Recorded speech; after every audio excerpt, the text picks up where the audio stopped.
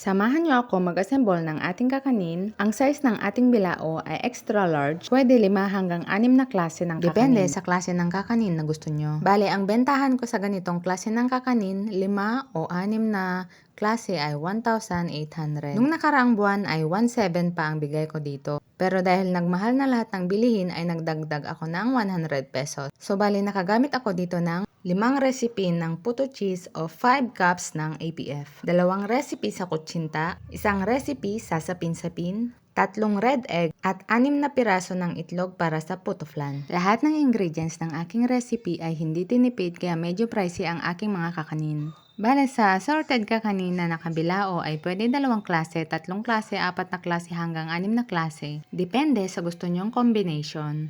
At sa pag-prepare naman ay inuna ko yung puto flan, sunod yung red egg. Bago ko umpisahan sa puto, sunod sa kutsinta, bago ang sapin-sapin.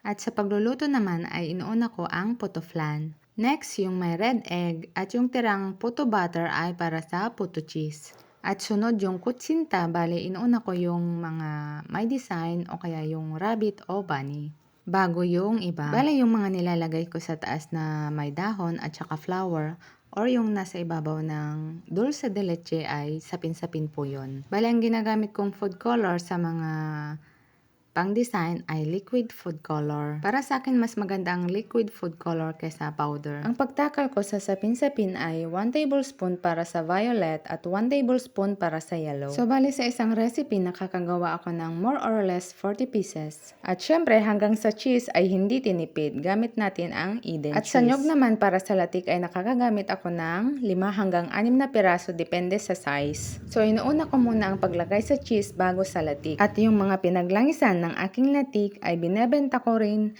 para may pambili ulit ng nyog. Alam naman natin na sobrang mahal ng nyog ngayon. Bali yung kakanin natin ay dinagdagan pa natin ng isang layer, so bali 4 na layer na siya.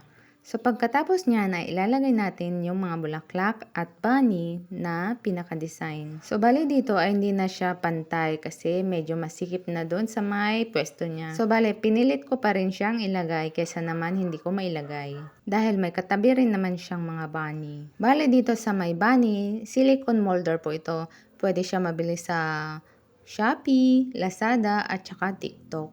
Pwede rin siya sa sapin-sapin at saka kutsinta. Pero dito sa may video, ang gamit ko dito ay kutsinta. Medyo nabitin din ako dito. Tatlo lang pala. Bale, 4 sana. So, yun lang nagawa ko. So, yun lang yung nailagay sa may bilao. At dito naman sa may greetings, medyo nahirapan ako dito. Kaya hindi ko na tinapos yung pagbibideo dito. Dahil nakailang usog-usog na ako ay hindi ko pa rin makuha yung pwesto. Bali sa totoo lang, dito ako sa part na to na medyo nahihirapan. Dapat kasi pantay o diretso yung pagkakalagay. At dahil medyo maliit yung pwesto natin or yung pwesto niya na paglalagyan ay medyo nahihirapan tayo sa paglalagay. Tulad dito sa video, ang nailagay ko na ay happy birthday pero may happy 4th birthday pala dapat. So hanggang sa katatanggal balik ay natanggal na yung letter A. Kauusog balik, usog balik. Kaya hindi ko na siya tinuloy i-video dahil medyo na-stress na ako.